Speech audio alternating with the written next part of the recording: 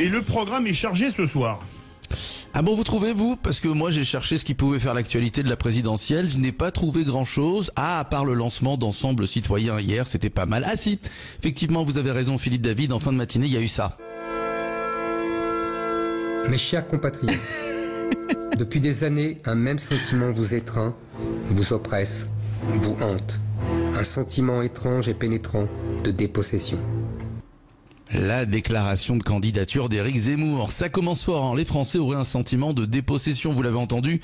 Michel Pouzol, ancien député socialiste, voit déjà rouge. C'est vrai que dès le début, le ton est donné, on sent la peur qui s'installe. Ils sont là, ils sont dans les campagnes, dans les villes. Voilà, c'est à peu près ça. Éric Zemmour parle de remplacement, de grands remplacements, on fait référence aux joueurs de foot, aux séries, aux publicités, aux quartiers. Bref, selon lui, nous sommes des exilés de l'intérieur. Philippe David, s'il vous plaît, pouvez-vous prendre la tension de Michel Pouzol? Je sens qu'elle est en train de monter. Bref, Éric Zemmour ne veut pas réformer, mais sauver la France. Une vidéo de 10 minutes qui se termine d'ailleurs par ceci. Vive la République et surtout, vive la France. Et surtout, vive la France, une phrase alors qui a été extrêmement commentée tout au long de la journée. C'est le surtout qui n'a pas été employé par hasard. Zemmour place donc la République en dessous de la France, une première pour un homme politique. Tiens, Michel Pouzol, je vous laisse parler avant que la tension monte encore un petit peu plus. Comment vous avez accueilli cette vidéo de candidature pour le moins extrêmement originale? Alors avec une immense surprise, je m'attendais pas du tout à ce que Éric Zemmour soit candidat à la présidentielle. Donc déjà, ça a été un peu un choc parce que bon, pour être plus sérieux sur le fond, vous savez ce que j'en pense. Ça ressemblait plus à une déclaration de guerre civile qu'à une déclaration de candidature présidentielle.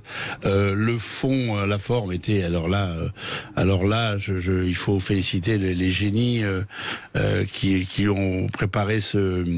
Ah bah il y a des extraits de films, par exemple Jeanne d'Arc et la Gaumont pense à porter plainte. Exactement, il y a des droits à pas respecter. C'est vrai, c'est dommage. Et puis Zemmour en sous de Gaulle de l'appel 18 juin, non franchement c'était, on est dans quelque chose. Enfin, si la politique devient ça.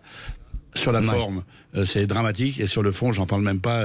Je pense que, moi, je crois. Alors, il laisse entendre que ce soir, il va faire, je crois, le 20h de TF1, et, oui, c'est le 20h de TF1. Et il disait tant que je n'ai pas exprimé dans les grands médias mes idées, notamment là-dessus, les choses ne se décanteront pas. Mais une fois que je l'aurai fait, les Français vont réagir. Je pense, moi, j'espère surtout que les Français, quand ils vont l'entendre, vont enfin savoir à qui ils ont affaire. Alors, l'épisode Vichy c'était un épisode sombre de l'histoire de France. On l'a vécu une fois, nous ne sommes pas obligés d'en assumer un ressucé d'année ou une version siècle nouveau.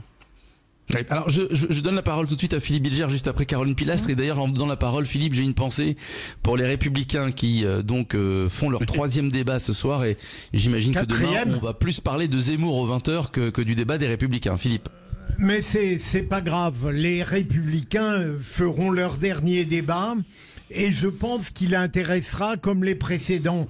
Et lorsqu'on cherche évidemment à disputer de manière un peu tactique les partis opposés, on n'aboutit pas toujours au bon résultat.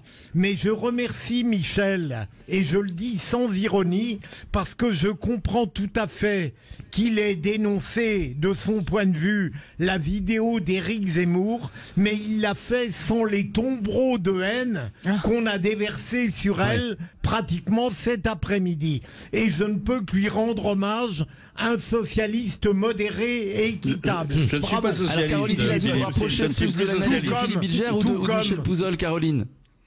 Oui, alors écoutez, moi j'ai trouvé le format innovant et original, hein, mais honnêtement, il m'a fait penser à un notaire lisant un testament.